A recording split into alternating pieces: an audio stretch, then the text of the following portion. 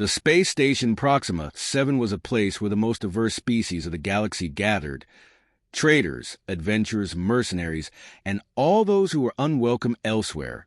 It was a place full of life, but also full of shadows. And it was in one of these shadows that Rhea, a young woman with bluish skin and silver hair, sat huddled on the cold floor. Next to her was a small creature, no bigger than a child, who leaned tiredly against her. Passers-by glanced at them briefly, but no one stopped, no one offered help. The truth was, Rhea was a former slave of one of the oppressed races, the Ruttans, whom the Tekkens treated as commodities. After she and her child escaped from their master, they had hoped to find refuge on Proxima 7, but reality turned out to be different. On the station, compassion was a rare resource. At that moment, Leon entered the scene, a tall, sturdy man with the aura of someone who had survived many battles. He wasn't a hero. He was a cargo pilot who was more interested in his next job than in galactic politics. But when he saw Rhea and the child, he stopped. Her eyes, looking at him, were full of fear and despair, but also a silent pride that surprised him. "Does no one care about them?" he asked loudly, his voice echoing across the square. Some passers-by just shrugged, while others gave him irritated looks.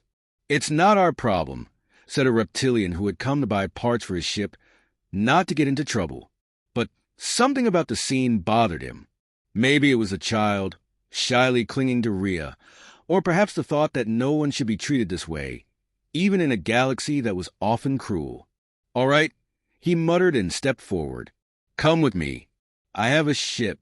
It's not luxurious, but it's better than this."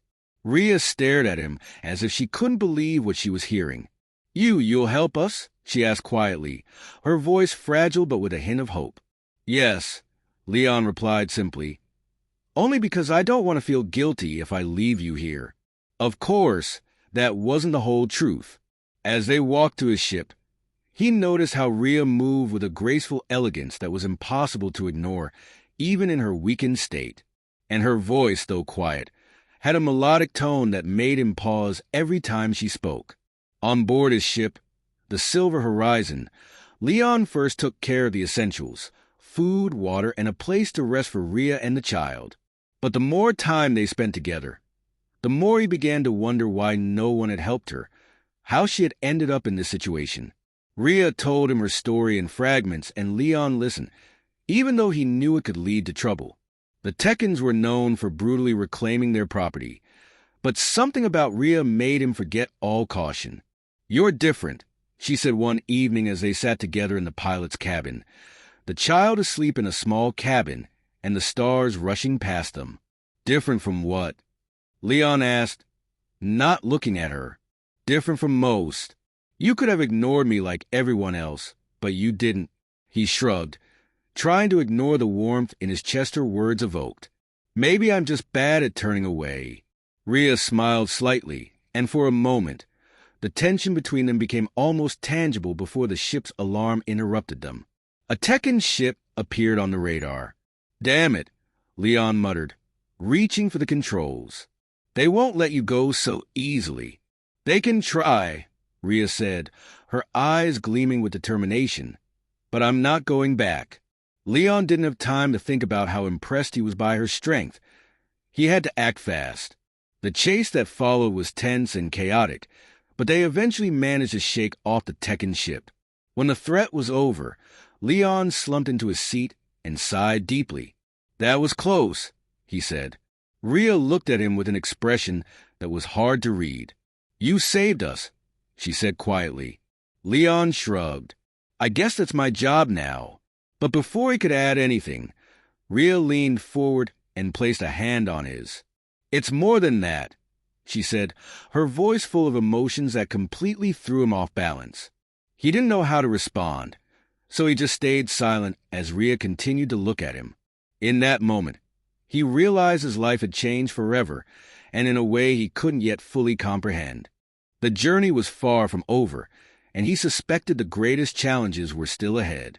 But as he looked into Rhea's eyes, he felt something he hadn't felt in a long time: hope. The silver horizon glided softly through the vastness of space, and the silence in the cabin was broken only by the quiet hum of the control panels. Leon sat in his pilot's seat, watching Rhea out of the corner of his eye as she leaned over the console to study the star map. It wasn't the first time he caught himself thinking in a direction that had nothing to do with navigation. Her movements had a grace that captivated him every time. The light from the monitors reflected off her silver skin, and her eyes sparkled with amusement, as if she knew exactly where his thoughts were heading. Leon cleared his throat and quickly looked back at the display in front of him. "I don't think we'll escape those Tekkens if they find us again," he said. A crooked smile appeared on her lips, and she leaned back in her chair, her posture deliberately relaxed. "Of course, that's the only thought on your mind," she teased. He couldn't help but smile. "Maybe I'm just a man with many thoughts," he replied. "Or a man with very specific thoughts." She shot back, her voice dripping with feigned innocence as she continued to look at him with a challenge in her eyes. Just as Leon was about to respond, the child, Kira, as he now knew, emerged from the small cabin where she had been sleeping. With her tousled hair and big, curious eyes, she reminded him that despite all the tension and playful banter between him and Rhea, there was still a more serious reality. "Are we in trouble again?" Kira asked quietly, her voice hesitant but her eyes sharp, showing she understood more than a child her age should. "Not yet," Leon said in a calming tone, standing up to drape a blanket over her shoulders. "But I'm working on keeping it that way."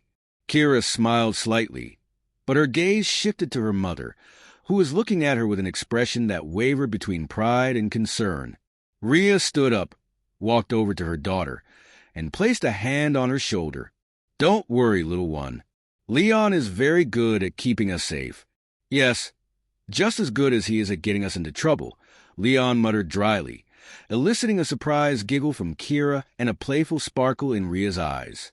The atmosphere on the silver horizon was strangely light, despite the constant threat looming over them. And that was what irritated Leon about the situation.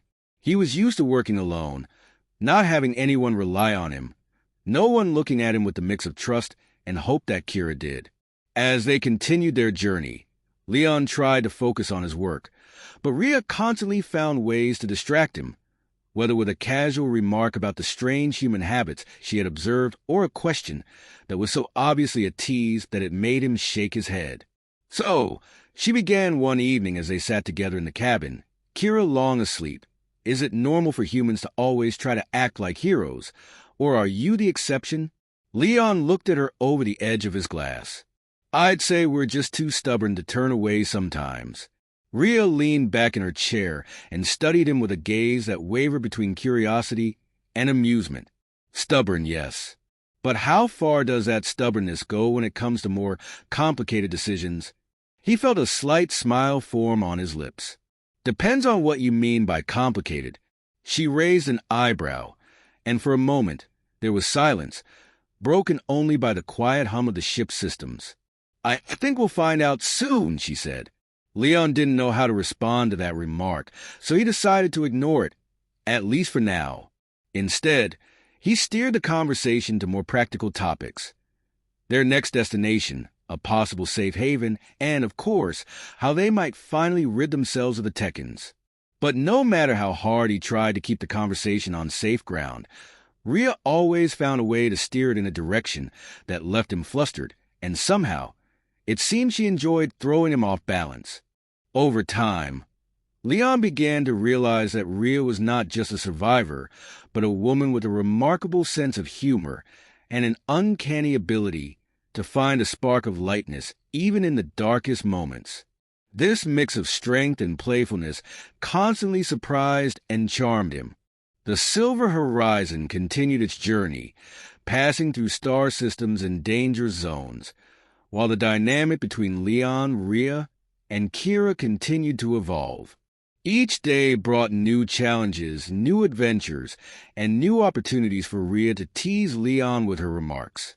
He knew they were far from safe, but somehow this journey felt less like an escape and more like a new beginning. And though Leon was sure he still had many questions about Rhea and her past, he was also sure he was ready to find the answers, no matter how long it took. The days on the silver horizon stretched into weeks, and the small crew of Leon, Rhea, and Kira became a strange but functional unit. Of course, the word functional was flexible, especially considering Rhea's constant hints and ambiguous remarks that often made Leon blush, which she clearly found very amusing. "Listen, Leon," she began one evening as she helped him prepare an improvised dinner of canned and dried goods in the galley. "Have you ever wondered how differently we aliens see things? Our perspectives, our priorities." Leon sighed. "Rhea, if this is going to be another one of your ambiguous comments, just say so. At least then I can try to prepare myself." Rhea smirked and sat on the table right in front of him, crossing her long legs. "Don't worry. I just want to teach you. You're so grounded, so human. Sometimes I wonder what it would be like if you had a bit more of our, let's say, flexible thinking." "Flexible thinking?" he repeated skeptically, continuing to work with the wires. "You probably mean chaotic thinking. Call it what you want," she said with a sugary smile. "But think about it. We aliens don't have such strict rules about space and closeness. For example," she leaned forward so that her face was just inches from his.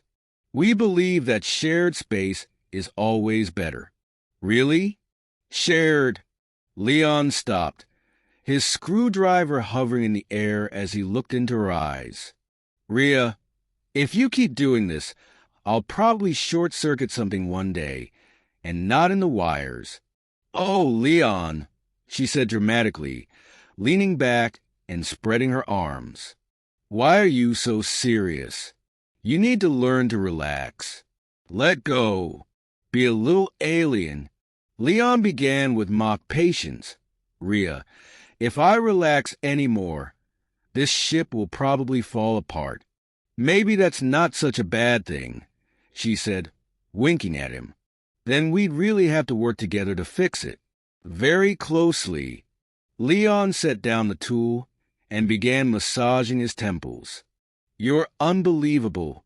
"Thank you," she said, beaming as if it were the best compliment he could give her.